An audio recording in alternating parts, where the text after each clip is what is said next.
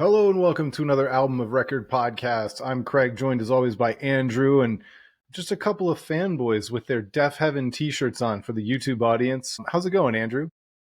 It's going pretty good. Just a coincidence that I'm wearing the shirt, that I happen to have this little piece of vinyl here. It's all purely coincidence, but I think I've been waiting only 2 months. Like, it feels like Deafheaven announced this album like 6 months ago, but it was really actually only 2 months. I've been waiting, I would say patiently, but that's not true, impatiently, to be able to listen to this album and talk about it. And the day is here. So when you ask, how am I doing? I'm doing pretty great. I'm excited to have this album to finally talk about. How are you? I'm great. So here's the real question. If you and I did not like this record, would we do this episode? Absolutely. I think we would. Absolutely. So spoiler alert, I think we both like it. Yeah. I won't delay my giving that final judgment. I'll just say it up top. When we did the Dark Matter review, I led off with a little bit of a monologue. I'm not going to do that for this, but this feels a lot to me the way Dark Matter felt to me, in terms of like reinvigorating some things I had maybe lost a little bit about the band, and really feeling like the album I for sure wanted and maybe even needed from this band without realizing it. And I'm really excited to dig in. Yeah. All right. I am going to start with a little monologue because Awesome. I think this band in general needs a bit of a disclaimer. I know that there are a lot of people who are never going to like Deafheaven. My friends who I've introduced this band to, many of them despise this. They don't like it. They don't like the screeching vocals. They can't get past those screeching vocals enough to hear the melodic orchestral rock that I love so much. And I don't know anything about that. Oh wait, no, that was me when Sunbather came out. But yeah, and I don't blame anybody. Anybody who doesn't like Deafheaven, I am not here to try to convince you that you should like Deafheaven. I'm just telling the people who like Deafheaven why I like this record so much and why I love this band so much. But I'm not here to convert anybody. If you don't like it, it's not even me gatekeeping or being elite or anything else. It's fine. You do not have to like Deafheaven. I love them, and skip this entire episode if you don't like them. That's fine. But we're going to go deep on this record. Did I cut out for you for a second? Nope, you were good. All right. But I am here to convert souls. That's what I'm here for. So get ready for that. No, I mean, look, I'll just to piggyback on that a little bit. Yes, when Sunbather came out, I hated it. My first time listening to Deafheaven, I absolutely hated it, and it was because of the vocals. I didn't get it. I didn't grow up listening to black metal. I was not familiar with the art form. Even like the blast beats was something I wasn't like super familiar with. It was just a lot, like in your face. And to me, I perceived it initially as a lot of noise. And I loved the interludes and the moments when these songs would like morph into different things. I loved that. I could hear it. But then as soon as it would go back into the black metal influences, it would lose me. And so I totally get it why this isn't for everybody. I have since, I think we've talked about this before, but Craig was the one who initially really pushed me to keep giving Sunbather another chance. And this is why, Craig, you should be trying to convert souls, because you saved one soul here. But no, I totally get it. But I do think that if you kind of understand over time what it is that they're doing with that stuff and the way it creates the dynamics within these songs and the textures and the way that the push and the pull, the release, and we're going to talk about a lot of that in this, there is a lot there that I do think you can kind of, latch onto initially. And as you get used to George Clark's vocals, even those, I've grown to absolutely love. I adore George Clark as a vocalist. What he does, I think, is incredible. But yeah, I'll just piggybacking on what you said. I think it's absolutely fair. The Deafheaven is not for everybody, and we're not here to say this is the best band in the world, but it's one of my absolute favorite bands in the world. All right, so first things first, we can't talk about this record without talking about Infinite Granite first. And just for everybody who is wondering, you and I asked on the podcast, or wondered aloud on the podcast earlier this year, would this be clean vocal Deafheaven? Would this be a continuation of the Infinite Granite style where it wasn't growling and heavy and just ludicrously heavy. And in hindsight, it's not, first of all, it's a very, very heavy record. And in hindsight, I guess we probably should have seen that coming with the label switch to Roadrunner Records. Doesn't it all kind of feel silly in hindsight? It does, but it almost felt too on the nose. Like it almost kind of seemed like, well, wait, they're not just going to go to Roadrunner and then immediately go back to metal, right? Like it almost just felt a little too perfect. And you know, I do like I think it's important to understand that with Deafheaven, it's always hard to know what you're going to get because this is in a day and age in which we know too much about so many of the bands we love.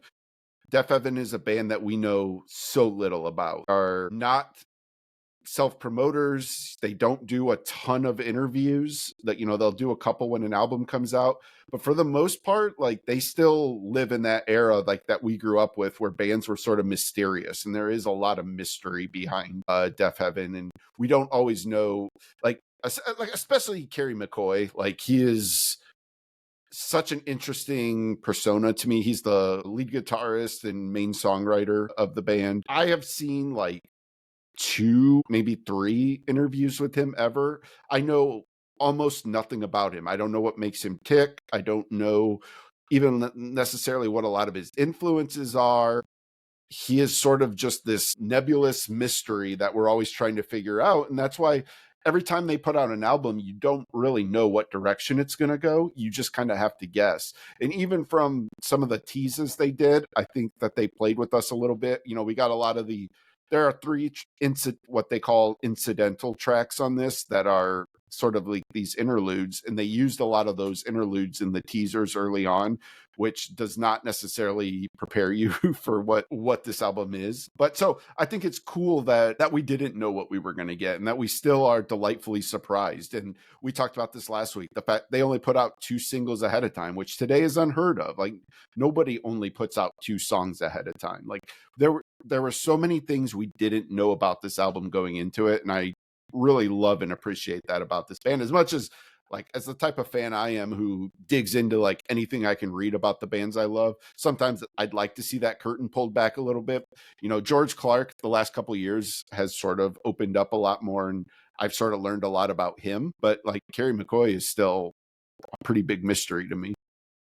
So let's talk about how small this band is first, because as much as you and I love them, one of the themes that we talk about from time to time is how you and I will love a band this much and then kind of find out that their stamp on the world, their imprint on the world is much, much smaller. In a world where Tool has nearly 5 million monthly listeners on Spotify, Deafheaven has a touch over 400,000. They are in the world of music. They're kind of niche. They are kind of niche. They're two big singles that they released ahead of time. Magnolia has 938,000 spins on Spotify. Heathen has 727,000. After, not quite a week, we haven't hit 1 million on one track yet. So they're very, very successful in the niche black metal, heavy music world, but they're still a very small band in the scheme of worldwide music listening. They're never going to headline a basketball arena. They're going to be somewhere in the 5th or 6th line of a festival poster at best. But it doesn't matter. I think this is going to be in contention for your and my top album of the year. I think that it'll be in the running for lots of critic top end of the year lists. But let's dig in. Where do you want to start? I was going to ask you, like, do we do this track by track or do we jump around? I think we jump around. Let's talk about the incidentals first, because I think that's a really interesting place to start. The first incidental is the first track on the record, and it's fine. It's a wonderful introduction to the record. It leads into the first song, Doberman, just fine. It's a scene setter for sure. It has a very ominous vibe to it. I would never skip it and just start with Doberman. Absolutely not. It's the perfect lead into Doberman, and if you notice the melody of it the melodic part, it's not really a vocal, it's a vocal effect. It's distorted and slowed down, but that is actually used in Doberman, Yes. but it's sped up in as a backing part of that song. But it's very cool how they did that. They were very intentional with the 3 incidentals. They're all different. And They're by the way, all that sound that they used, that style thing that they did using the vocal as an instrument, was reminiscent of stuff they did on Infinite Granite. So, yes, for sure. it feels like this is the culmination of all the stuff they've ever done, including the last record, even though it sounds nothing like the last record. Yeah, that's a great point.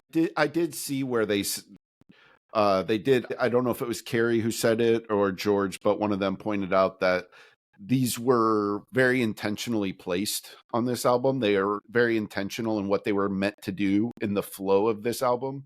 And that's something that Deafheaven's always been very intentional with, is the flow of their albums. Like, there's a reason the songs are all placed where they are on the album.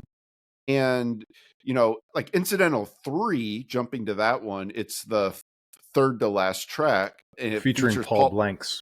Yeah, the Interpol singer. And that song really is an intro to Winona. It almost doesn't need to be a second track. Like, it is clearly designed to be an intro to Winona, which is the second to last song, and sort of the real climax of this album, I think, is Winona, which we'll get to after this. But so, like, I just think they put a lot of thought into the placement of these. And then obviously, like, I'll let you talk first maybe about Incidental 2, which comes in the middle of this album, but that one is very different from the other 2 incidentals. Yeah. So Incidental 2 is honestly one of my favorite songs on the entire record. And so when a band creates kind of an interlude song that is kind of like a palate cleanser, and it ends up just devastating me the way that this one did, it's like this atmospheric, gorgeous vocal melody going on, and then it just breaks into this crushing heaviness that it took me by surprise the first time, gave me absolute chills. Yeah. It's not just hey, we're gonna play the weird calliope music like Tool did on Anima. This is a song, and it's a good song, good piece all by itself. It's just absolutely incredible. And then it leads into Revelator. The vocals are by Jay Matthews, who I was not familiar with. She's the Me singer neither. of a electronic group called Boy Harsher, which I guess is pretty popular if you're into electronic music, but I just am not super familiar with it. Just But don't live in that world. to me, Incidental 2 is actually terrifying as a song. Like, that was the emotion I felt. And it's important to understand too, you mentioned that it leads into Revelator, which it does a great job of doing, but it comes after Amethyst, which is sort of the heartbeat of this album to me. To me, like, Amethyst is this like pillar in the middle of this album that is just the absolute heart and soul of everything Deafheaven has done in their past, culminated into one song in one moment, and 8 minutes and 14 seconds of perfection. I think it's the longest song on the album. It is. Amethyst is. And then it leads into Incidental, which, as Craig mentioned, starts off just beautifully. I mean, pure beauty. The vocal part that Jay Matthews gives is just incredible. And then all of a sudden, it like just breaks apart and turns into this monstrous, gnarling, not ugly, but just in your face, just haunting, terrifying heaviness. Like, you just feel the weight of that. It's just like, my goodness. And then they just blast that right into Revelator, which is just pure chaos. Like, maybe the most aggressive song on this album. I don't know if it's the heaviest, but it's the most, I would say, aggressive. Like, Kerry McCoy just going nuts on guitar on Revelator, like, just ferocious, fast, in your face. And like, so that, you like, if you're going to put Amethyst followed up by Revelator, like, you need something to go in the middle of, and they just delivered the perfect song to go in the middle with Incidental 2. Yeah, and I would love a full breakdown of how they created Incidental 2. I would the song is 4 minutes and 20 seconds. I would listen to an hour-long podcast of them just talking about the intention and the creation and the placement and all that stuff. I'd love to know like when they thought of it and when they knew that it was going to fit where it fit, or if they created it knowing that they needed to fit something in between the two. Like, I So want to know everything about how they put it together. we do know a little bit. George Clark talked about it. It was his idea to bring her Matthews in to do the vocal part, and he mentioned that they knew he didn't mention that if they knew it was exactly the placement on the album, but he knew they had this interlude piece that they needed. And whereas Paul Banks just recorded his part and sent it to them, Jay actually went into the studio with them to work on this. They worked on this all together, and I kind of think that shows. And I'm not downplaying what Paul Banks does, because he really does deliver a really nice like spoken word part, and it's it's a very important poem, I guess, lyrically. George wrote the lyrics to it that Paul read, but it's very important on a personal level to George, and he had mentioned that Paul is one of his favorite artists, so he was actually like nervous to reach out to him to do it. So it's very like, I'm not trying to downplay it, but it was something he just recorded. Where's Interpol from? Are they from England or Ireland? I have no idea. They're somewhere overseas, and I think he probably just recorded it and sent it back to them. But Jay Matthews actually went into the studio and worked on that piece with them. See, I thought you were wrong. They're from Manhattan, New York. Oh, really? I thought for sure Interpol was like European. I didn't want to disagree with you because I wasn't sure. Well, I'm not an Interpol fan, so I take that for what it's worth. I actually very much dislike Interpol, but that's neither here nor there. I liked one record, but we're not. This is not an Interpol podcast. So. Yeah. So yeah, it's just so interesting that the incidentals are anything but incidental. Yeah, you would never skip them if you're listening to this album from like. There's no impulse to skip them whatsoever. No, but then again, if I'm running a random Spotify and it decides to play one of those songs out of order, it wouldn't make any sense. Yeah, and you'd be very disappointed when it was over and it skipped to something else instead of playing the song that was intended to follow it. It's sort of like Green Day's Brain Stew and Jaded. Yes. Like you're always disappointed when Brain Stew plays and it doesn't go right into Jaded. You're like, what the hell? Like, because it's just so. Or what's the Led Zeppelin one? Livin' Lovin' Maid. What's the one that comes before it? Heartbreaker into Livin' Lovin'. I always think of We Will Rock You and We Are the Champions have to be played back to back. You can't. They go together. Yeah, and so like there are just certain songs like that when they pop up on a playlist and then it skips, you're just like, no. Like, I always wish that there was like a feature in Spotify you could like bridge songs, like just say, no matter what, if you play this one always comes after it. Yeah. Although that's been an interesting thing too, because I know you don't allow Spotify to continue playing other stuff when you're done with a record, but I do.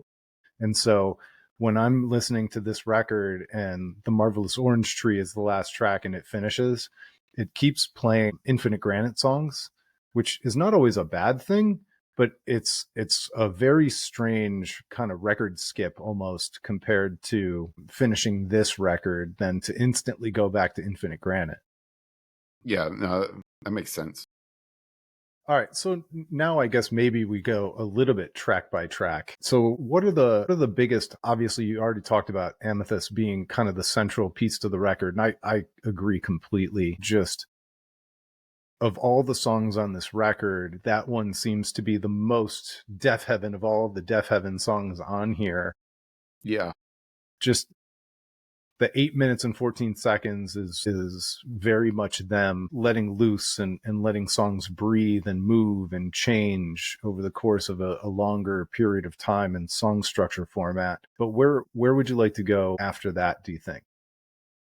Well, I don't know. Like I'll mention, I do think it's interesting the Doberman Magnolia part of this album is worth mentioning because it really feels like they came out of this gate. I don't know if it was Stereo Gum or Pitchfork. One of the two basically said that these two songs were kind of getting the fan service out of the way, which I don't know if I totally agree with. And I don't know if I think that might have been kind of tongue in cheek, but I will say, like, Doberman on first listen, I think was my favorite track on first listen. It's not anymore, but on first listen, because it was the most familiar to me in terms of like, it almost sounded like, I don't know, like to me, it just really like was their way of saying, look, we're back.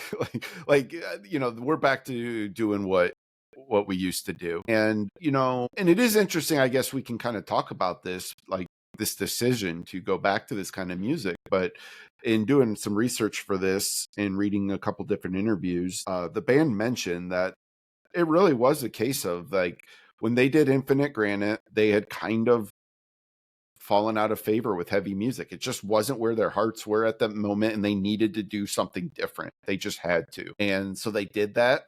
But they said then they toured on the Sunbather 10-year anniversary, and they played with Knocked Loose. And they cited like those two things as like re-sparking their desire to like get back to like that aggressive sound. And so I do think like it's not a coincidence that Doberman is the first like actual song on this album. I think it was their way of really announcing like, look, this is traditional, black metal. We've got the blast beats, the tremolo guitar playing, like it's all there. But then it does break into like, there are some like, like sort of like beat drops, like heavy, like chunking, like more traditional metal style playing in this as well, like just to show like there are multiple sides to it. But I just think that was an intentional thing that they started with. And then Magnolia is probably the most New Bermuda coded song on this album. I mean, Magnolia, it was the first thing everybody said when this was the first single, and when everybody heard it, they're like, oh, okay, they're doing New Bermuda again, which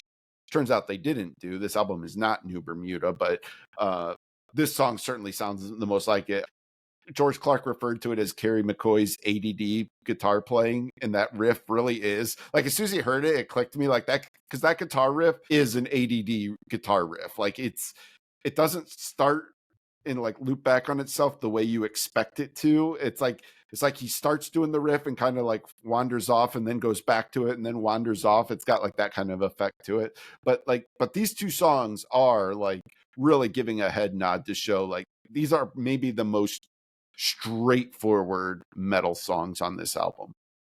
Well, and it's interesting too, because one of the times I saw Deafheaven in the last year and a half, 2 years, whatever it was, they were opening for Coheed, and in one of the interviews I was reading how this band has always had a bit of an identity crisis, just in terms of trying to play with other bands and playing on bills and festivals. They can be invited to play at indie rock festivals. They can be invited to play on hardcore metal festivals. And when I saw them open for Coheed, it was like they were almost too heavy for the Coheed audience. But Yeah. like, they're heavy and they fit in tangentially, and they didn't play a lot of the Infinite Granite stuff at that Coheed show. And it was almost like the people who know Deafheaven loved it, and the people who didn't were kind of confused by it. And I just wonder, a band that's this good and is this well honed, but also this original, other than playing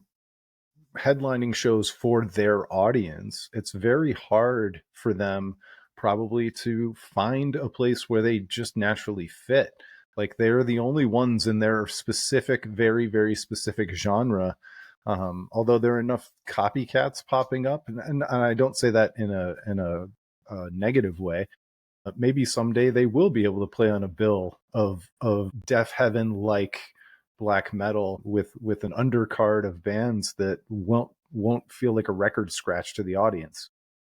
Yeah, I think that kind of plays into what you were talking about at the beginning too. Even in terms of like how big Deafheaven is or isn't, like they are absolutely loved by those of us who get it. They are. You do not hear a lot of people who are sort of lukewarm on Deafheaven. Like once it clicks for you, like you're in, and so they are really loved. But like it's such a niche thing, because I don't know if, I think it was Michael Nelson who talked about this. Like they're an interesting band because when they first came out, they released Roads to Judah, and then they released a demo EP. The demo was actually recorded first, but they released it after.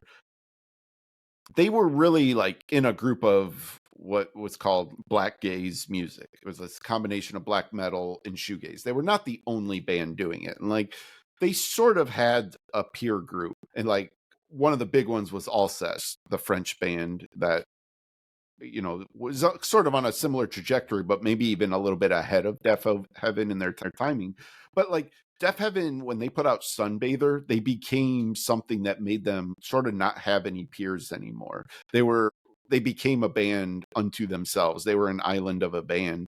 And like you said, like the iconic cover of Sunbather spoke to the indie rock world, and it really drew in a lot of the indie world. But they still had people who liked the black metal side of them. But then the question was, well, are they actually black metal, and are they betraying the spirit of black metal by leaning so heavily into some of these other elements?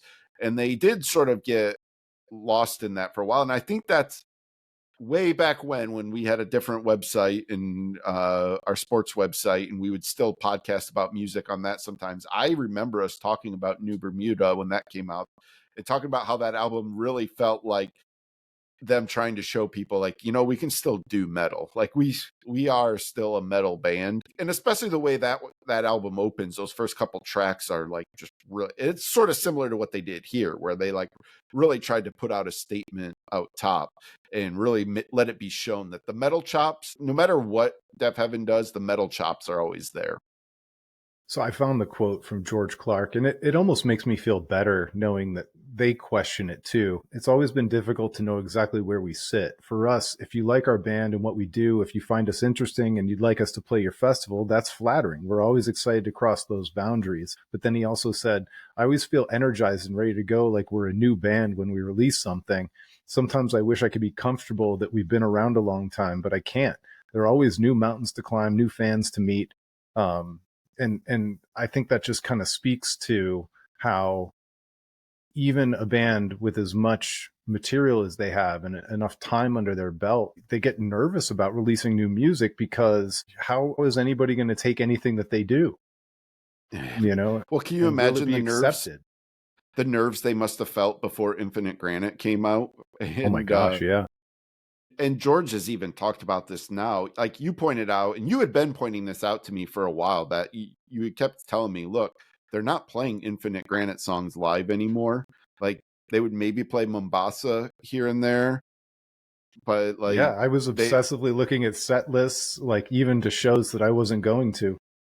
and George has talked about the fact that he did feel, he didn't use the word embarrassed.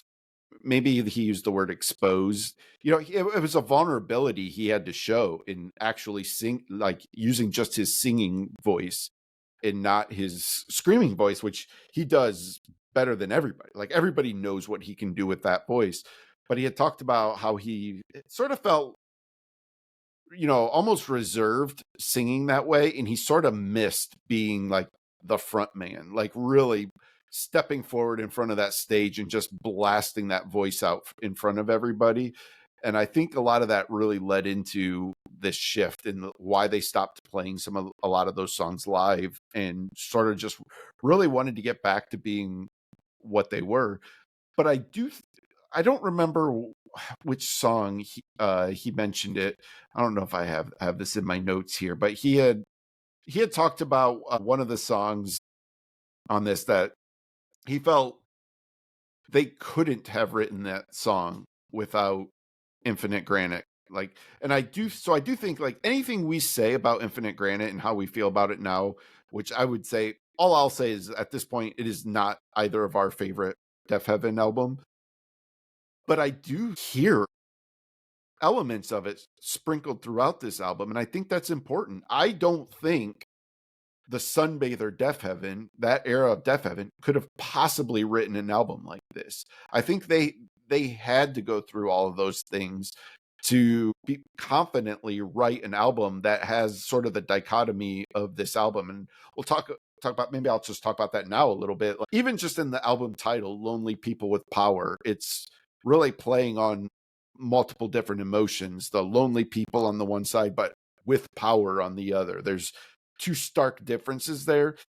And George talked about how, yes, there are political overtones to it, but he also means within the family dynamics as well, because so many of his songs are so personal about his upbringing and his family, as well as like his battles with addiction. And Yeah, he referred to this as almost a recovery album, just dealing yeah, with his addiction. And I think he's like 6 years sober now, somewhere around there. And yeah, like I think this album was just cathartic to him in many ways. And, you know, even in terms of things like Winona being about the city, Winona, Missouri, which is where his family is from originally. Magnolia is the state flower of Missouri. Like these things are all, you know, very carefully done. None of this would have worked, this blending of the beauty, the vulnerable, and also the confidence and the just brashness of this. Like those two sides of the coin. Yes, Deafheaven has always played around with those things. You can certainly listen to Sunbather and hear them doing a little bit of that, but it's so much more of a dynamic now. It happens faster. That's flipping the switch between those two sides happens faster. There are moments like George does sing in multiple songs on here. Like his singing voice is still present, but now rather than it being the focal point of these songs, it is now just used as a texture to lead you in. It's that the quiet loud dynamic that they play around with on this album. So all those things are here, and I just don't think that this band could have done this without having gone through making an album like Infinite Granite.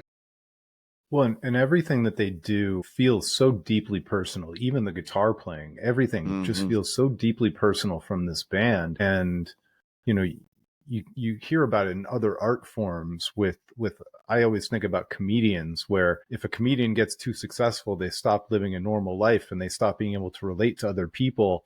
And so Infinite Granite is an experience that gave them another perspective and more experiences with which to write from. It's like going out and living a normal life for a while or something. Mm-hmm. Maybe the comparison doesn't work perfectly, but in order to delve back into this style and the way that they did it, and the way that this whole album feels cohesive as a story, kind of. And I haven't dove all the way through all the lyrics. I don't even feel like um I don't feel like I've digested this album fully yet. It's probably going to Oh, take no, me it's another impossible. six Yeah. months at least, but I can already sense the continuity of the whole thing. And you can't make a piece of art that feels this continuous and with this much continuity unless you're building off something or you've experienced something.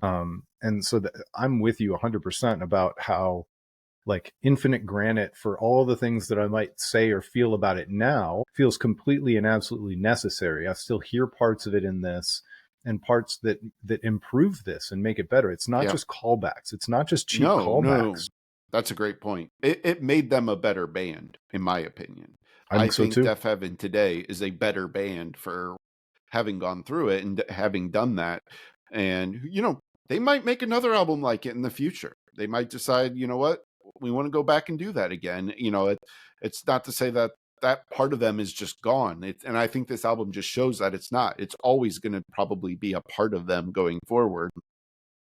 It's just really what sort of makes this album feel a little bit like a statement album in a way that maybe a lot of their albums haven't necessarily been statements. They've been more of a measure of where they were at that time. Like, you know, I talked about New Bermuda being a reaction to the success of Sunbather. Well, Ordinary Corrupt Human Love was sort of them like leaning more into the shoegaze side of it.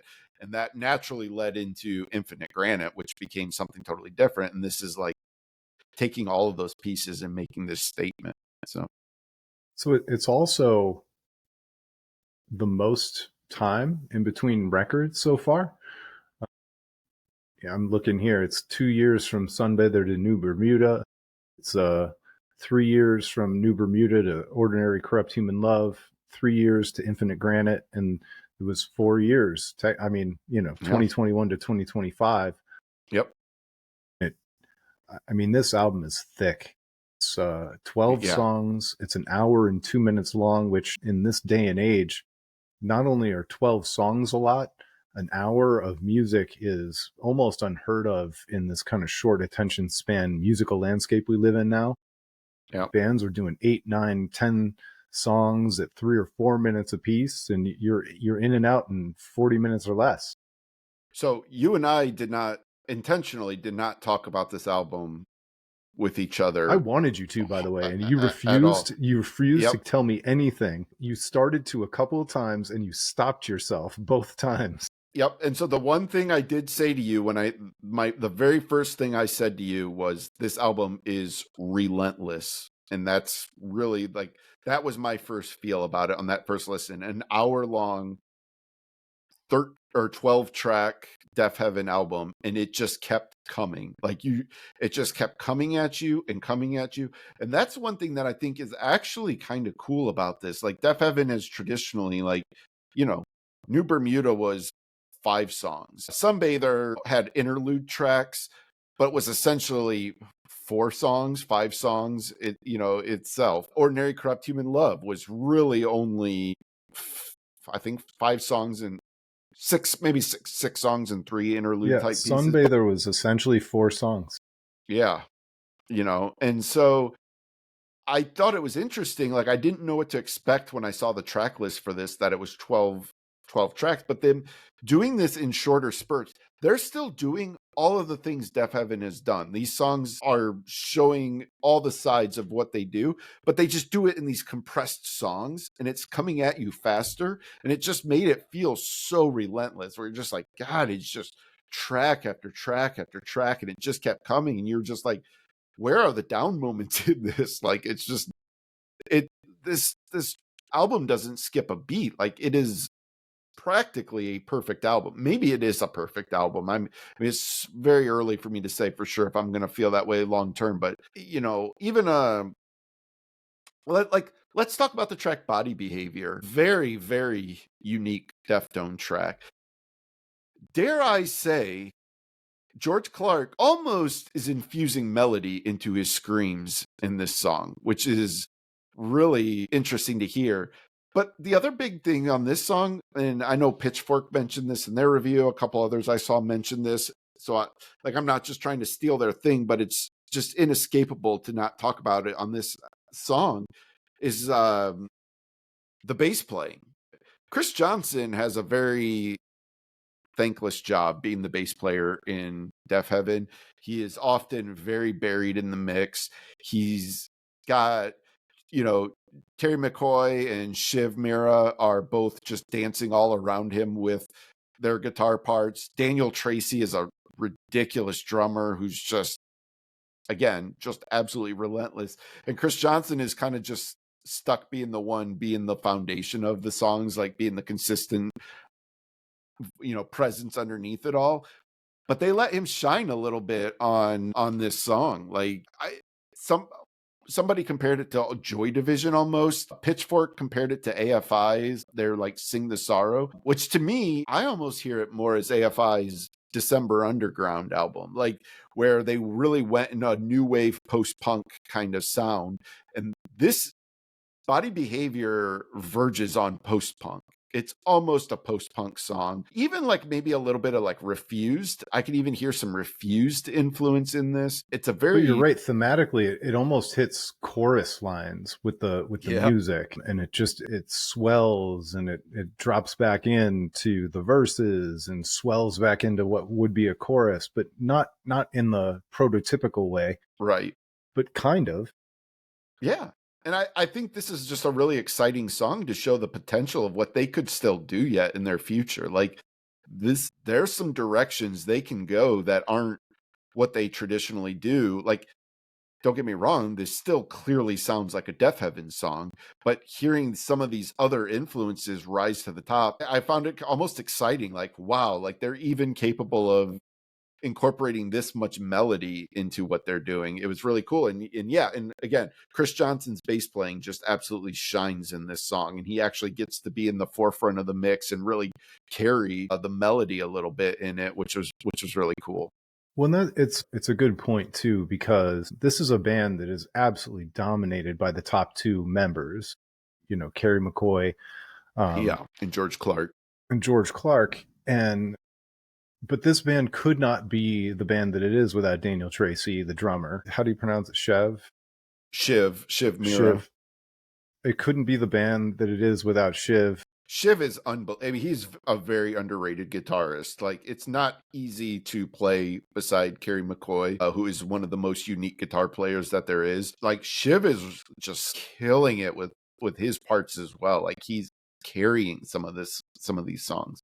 But it would be easy to hear a band like this and say, well, the other parts are replaceable, and in other bands, you could swap out a bass player or a drummer. Like, I used to think, even totally different metal band, but I used to think Slipknot had irreplaceable drumming. And now they've replaced the drummer 3 or 4 times, 2 or 3 times at least. And so I was just kind of wrong about that. But I really, truly don't think that this band could exist without Daniel Tracy playing drums the way he plays them. Unbelievable drummer. Just unbelievable. Like, like the blast beats are one thing, but like to be able to just seamlessly go from those into the other part, because again, this is sort of the genius of Kerry McCoy, is his ability to just go right from that just directly into this like spacious part that needs room to breathe. And then sometimes it's going from blast beats into like a chunky, like traditional metal part. And I don't think a lot of people maybe appreciate just how difficult that is to really keep all that perfectly syncopated and in time.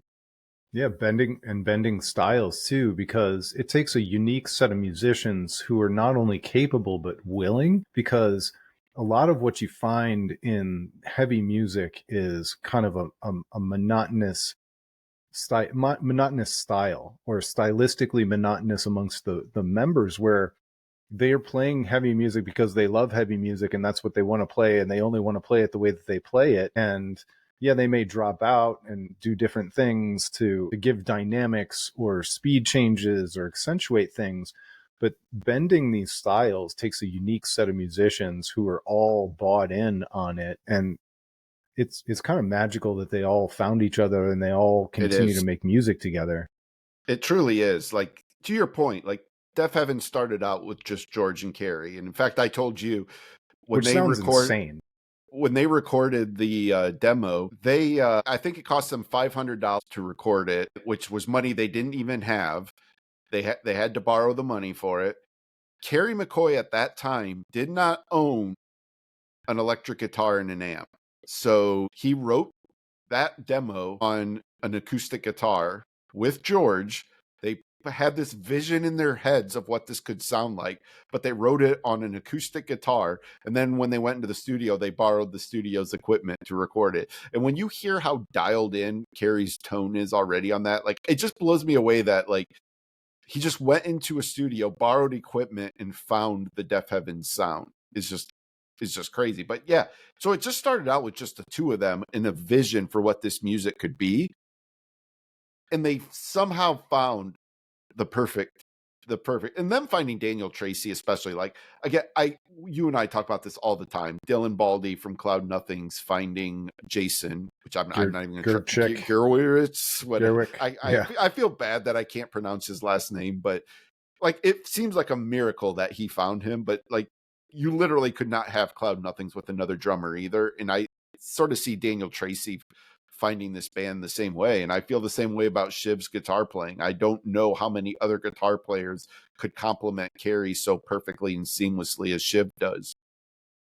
Well, and the other reason why I always tie those two drummers together is they both play on drum kits that are impossibly small. Yeah. It's like we're in metal, where you're seeing drummers play with 37-piece kits and 27 cymbals. It's like these guys are playing a bass, drum, a floor tom, a snare, and some cymbals, and they manage to fill out the sound in impossible ways with these tiny little kits. Yeah. While making drummers around the world feel guilty for even owning their equipment. I mean, it truly, like, they talk about this a lot in guitar playing, that like, it's not the gear, it's your hands, it's how you play the guitar. Like, a great guitar player can make almost any guitar sound great. And I do think to some degree, like, that's even true of drumming too. Like, yeah, I mean, gear can matter, and like, you know, you can do certain things with different types of gear, but like a bad drummer, doesn't matter what their kit is, it's not going to work. And a bad guitar player, doesn't matter how expensive the gear is, they're not going to sound that great. And so this is just a unique collection of talent that somehow found each other in this world. And yeah, it's incredible. Yeah, Daniel Tracy, I just looked. He plays a 4-piece kit. He does have a mounted a rack tom as well. And then Jason Garrick plays a 3-piece kit, you know. But It's see, like ridiculous. when you hear what these guys do, especially live, when you see them do it live and just the sheer ability to play with that level of speed and power and ferocity, because sometimes this is another thing that happens in metal, especially in the late 90s. There were a lot of metal drummers that were playing drum kits that had triggers, so Yeah. that they like a supplemental sound kit, so that when they would play the bass, it would make almost an electronic bass drum sound, so that they could play as fast as possible without having to play aggressively. They just have to tap. Yep. That's not what's going on here. No. These guys are No. playing not only fast but ferociously. I mean, I don't think you can get a much better cardio workout than playing drums like Daniel Tracy. Like, You wouldn't believe it, but he's really skinny. yeah, imagine that. It'd be like, this is the dork side of me, but like I'd love to know the calories burned during a Does he set 45-minute Deafheaven set. set his Apple Watch and record the workout? Yeah. Drummers are constantly putting GoPros on their kits and filming their sets. I want them to wear a Whoop band to figure out like what his burn rate is on an average set. These guys are just crazy. Yeah. All right, so where else do we need to go? We got a couple songs. I want to end the track discussion side of this with the last two tracks, but we haven't Okay. talked about the Garden. Is there? You think it's Route or Root? I always say root. I say Route. Anyways, say what you want. This is a very Lush song. This is probably the most Ordinary Corrupt Human Love sounding song on the album to me. Like I think this song you could almost just pick up and place on that album and it wouldn't sound that far out of place. But yeah, that was actually, I do have it here in my notes. This is the song that George Clark said couldn't exist without having done Infinite Granite first. So disregard what I just said. You cannot just pick it up and put it on Ordinary Corrupt Human Love, because IG had to come first. But this is like, to me, this is really like, this song was sort of like where the heartbeat begins to this album, because I do think those Doberman and Magnolia, I love those songs, but they are just them showing what like, yes, we're still Deafheaven, but this was the song where it was like really showing, okay, we're not just gonna like blast, we're not gonna just melt your faces off for this entire album. Like we're still gonna incorporate some of these other elements that we do as well. So one of the things that you and I talked about way back when with Sunbather was how the vocals are like an instrument, almost like a percussive instrument. And the way that they were buried in the mix to some degree, you could not really understand any of the lyrics on Sunbather unless you were reading lyric sheets along with it. And then you could kind of hear it like, oh yeah, that is what he's saying. But I was able to actually understand lyrics on this record. And Yeah. it was noted in some of the interviews that they specifically, probably in reaction to Infinite Granite when he was singing Clean, that they brought his vocals out front and accentuated them a little bit more, where typically in black metal and typically in their career, when he was screaming black metal screeching style, they would kind of bury it in the mix and it would be more like an instrument. And so I really appreciated, I still didn't get all the lyrics on this record, don't get me wrong. For sure. But there were times where I was actually picking up the lyrics, and the lyrics are so great. I'm not generally a lyrics guy, but it was great to actually hear some of the things that he was saying and tie it into the context of the lush melodies or heaviness or whatever I was hearing in the moment, to understand what he was actually literally saying. That's a good point, and this is probably a good time to mention, we haven't talked about who produced this album. Justin Meldal Johnson, who he played bass on my favorite iteration of the live Nine Inch Nails lineup. He played bass with them on the Lights in the Sky tour. And he also played bass with Beck. He did some M83 stuff, some St. Vincent stuff. Yeah, he produced the M83 albums. He's definitely dipped his toes into producing, and he did produce Infinite Granite as well. And so it's worth noting that the two albums that really pushed George a little bit more out front are ones that Justin did, whereas the previous albums had everything, including the demo, they had all been done by Jack Shirley, who is also a great producer in his own right. This is noteworthy that while Jack Shirley didn't produce Infinite Granite, he did mix it, or maybe he engineered it. I don't remember which, but he was definitely involved in it. This is the first album that they did not involve Jack Shirley at all, and I doubt that there's any bad blood there. It could be like, Pearl Jam made a lot of great albums with Brendan O'Brien, but then at some point decided they needed to work with some other people. There's certainly no animus there or anything wrong with it, and I think that's probably similar to what happened here. You just work with the same person for so long, you kind of want to branch out. But I think you made such a great point, though, in noting that with when Jack Shirley was producing, George's vocals were more instrumental in nature, and I think Justin has really focused on pushing those vocals out front. And even I do think he's even sort of made the guitars a little brighter sounding than what they used to. And again, it makes sense when you know the type of things that Justin Metal Johnson has done in the past. Kind of makes sense, that that's the way he would produce this. But I think it serves the band well. I'm not going to say one is better than the other. I'm thankful to have these two different sides of them. But you made a great point. It's definitely nice hearing George really be, even with the screaming, be pushed out in front a little bit more and letting us really understand what he's saying. And going back to Cloud Nothings for a second, you and I have talked about how the production style on each of their records feels almost maybe a little bit too unique at times, where Yeah.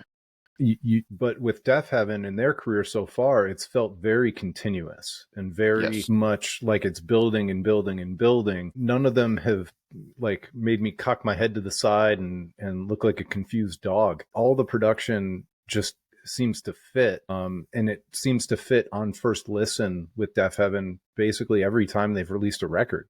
Yeah, you pick out things later the more you listen to them. You understand what they're doing with some of these songs. Sometimes with Deafheaven, you may not immediately get where they're going with the songs. And again, a lot of that's because of the way Carey writes, that you're just surprised. He tends to go in a direction you're not expecting a song to go when it goes there. And so you do pick up on things later, but to your point about the production I think connects immediately on everything they've done. Deafheaven albums always sound great. I know we're running short on time. We could probably talk another hour about this. I do want to give, I feel like we skimmed Amethyst a little bit too much. So I do just want to mention, I had put in my notes here. I'm just looking at my notes that I was writing as I was listening to the album. This album starts with this really stunning slow build, and then it just swells into this massive middle section. You got these searing leads from Kerry McCoy that just cut through the emotion of the song and sort of the heftiness of George's vocals. But what I wrote here about the ending of that song is that the blast beats and black metal tremolo builds and then crashes over like a wave, breaking down into an outro that is the washing of the wave over the shore before disappearing back into the ocean. That's sort of overwritten on my part, but that was just I felt so much emotion when it got to that part that I tried to capture some sense of what I was feeling in that moment.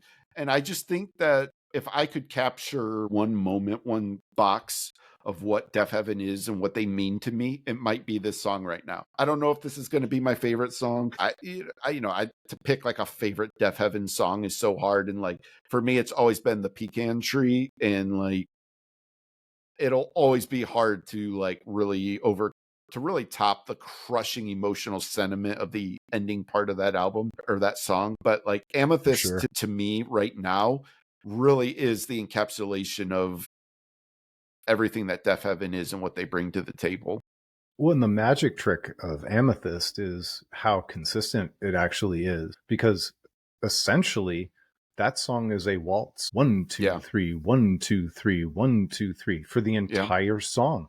It is the most consistent beat probably across a long song, 8 minutes and 14 seconds. It's the most consistent beat in Deafheaven's entire career. It's a waltz, and still they managed to make it complex and huge and pretty and crush you all in one. But I think that song is an utter magic trick because on paper it's just a waltz. Yeah, I mean, it is. And it's like I said, like it's just this build and it builds and it just swells into this huge thing. And then it just like topples under its own weight. And like just, you just feel that sense of like falling as it releases into the outro of that song. And that's why, like, we talked about this already a little bit, but like the incidental too is just such a relief after that. Like you just needed that break in the way that song like transitions you into Revelator. Yeah, and I just looked the fade out, essentially they hit the last note with 14 seconds left in Amethyst, and they just let it breathe, man. They just let it breathe, and they were very comfortable letting it do that. But it's a brave choice. All right, so we should definitely finish where the record finishes. So Incidental 3 with Paul Blanks is track number 10, which goes into 7 minutes and 28 seconds of Winona, and then finishes off with the Marvelous Orange Tree. So I'll let you go first.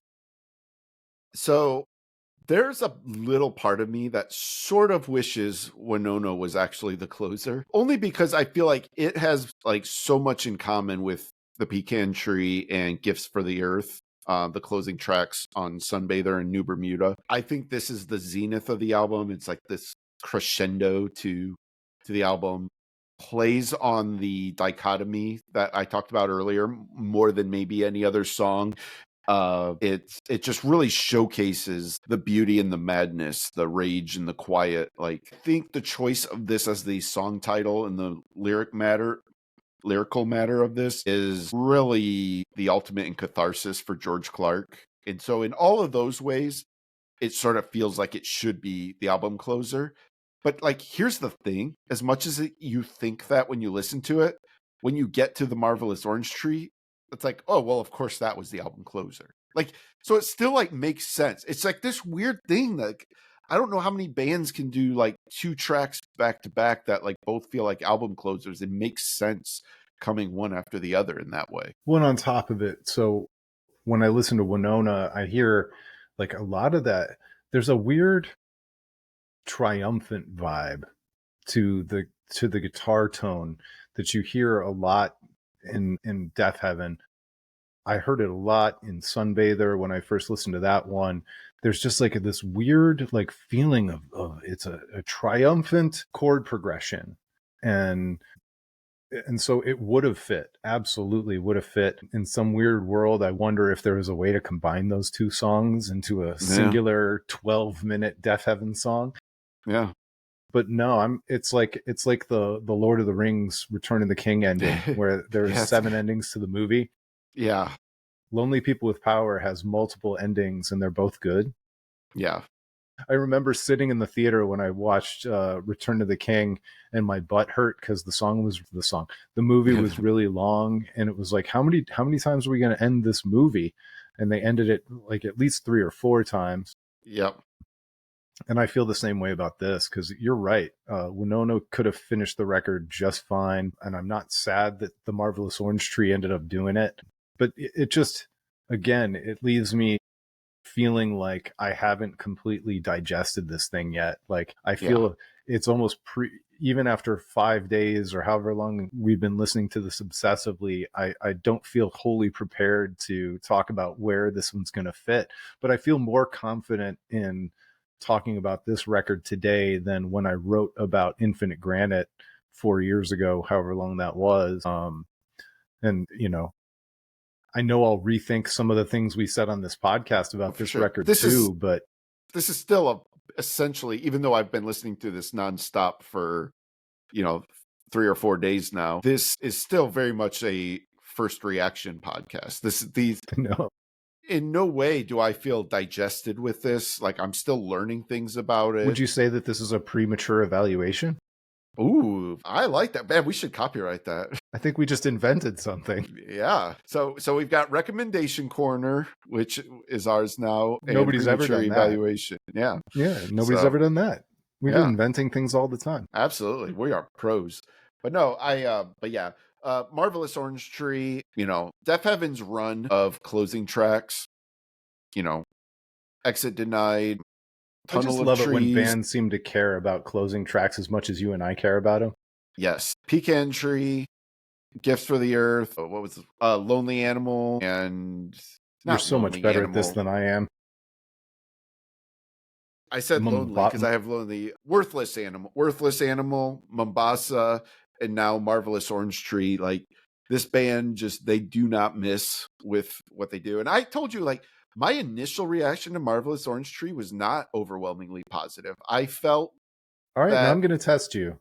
okay, What did they finish 10 Years Gone, the live record with? it had to be Pecan Tree, right? Or did they do Dream House? Dreamhouse. Okay, I knew. So I even their knew that. live record, they did it. Yeah, for sure, for sure. Um, But yeah, like my initial reaction to Marvelous Orange Tree was not overwhelmingly positive. And I don't know if It's part because of you it was loved because Winona too much. that's what I honestly think it was. I think it was, I was just feeling like I felt that catharsis in Winona. And I kind of, like I said, I kind of almost wanted that to be the end track. And so initially I was like, I don't know. It just seems sort of generic compared to Winona. But like, as I've had time to digest this a little bit and start to and have multiple listens, like I said, to me, it actually makes perfect sense as the closer. Like, and you'll understand, if anybody hasn't listened, you'll understand when you hear it. Like this again, it has some like actual like singing vocals on it. Then it gets heavy, and then the second part ends with just this soaring, like your typical Kerry McCoy, like this is the end of the album thing that he's doing, and it's a great album closer. Yeah. So I have no idea what this record can do for them. I have no idea what Roadrunner can do for them.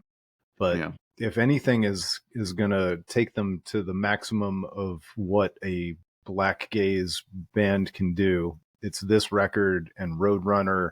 And I'm just really excited to see how the next year or two works out for them in terms of just soaking in the success of this record and all that it should bring, because it's so good. It's just yeah, so good. It's an album that you and I needed personally, yes, that you and I wanted personally. I hope it's the album. I hope it's 10 times that for them as a band, yeah, But this, when I listened to it for the first time, I just had chills the entire time. Like, yep, I wish I could get back that feeling of hearing it for the first time over and over and over again, because it was just such a special moment to get this thing from a band that I love and to love this thing that I just got. Those things, that's why you and I do this podcast. That's why you and I are passionate about music the way we are. For me, that's the itch I scratch when I go see these bands perform this stuff live, when I'm obsessively scouring YouTube for crowd shot live performances. yeah, This is the magic. And, we had that last year with Dark Matter when Pearl Jam gave us a record that we never thought we were going to get. And totally different band, totally different thing, but just delivering on that wish and that love. It's just everything to me. I just love it so much. and I don't think it's just us either. Like the reviews for this album have been pretty amazing. I think it has like an 85 on Metacritic. Just Rolling Stone 4 stars, Kerrang 4 out of 5, Pitchfork 7.5. Which, if you read their review, it reads like way better, like a way higher score than 7.5. I was surprised that that's the score they gave it based on how they read it. But NME gave it 4 stars out of 5. Guardian gave it perfect 5 stars. Michael Nelson for Stereo Gum's premature evaluation. Oh, what? Somebody else does? But You ripped us off. he called it unquestionably Deafheaven's best album. And I agree with him on that, by the way. I don't know where it's going to fall in terms of my favorite Deafheaven album. It's way too early for me to say. But I agree with him. I think this is unquestionably Deafheaven's best album. Like, there's just no other iteration of this band throughout that could have done this album. Like, they are just so far advanced as songwriters and musicians where they're at today that I don't know how I could call anything else a better quote unquote Deafheaven album than this. Pitchfork gave Sunbather an 8.9, New Bermuda got a 9, Ordinary Corrupt Human Love got an 8.5, Infinite Granite got a 6.5, and Lonely People with Power got a 7.5. But I think I'm not ready to rank this in my all-time Deafheaven records, but I mean, I think it's easily challenging for top 3. Oh yeah, you know, you got 5 records, and I could easily seeing it finish second, maybe first. Who knows? 6 albums, but yeah. Oh, you're right. Yeah, sorry, I always forget about Roads to Judah. Yeah, but yeah.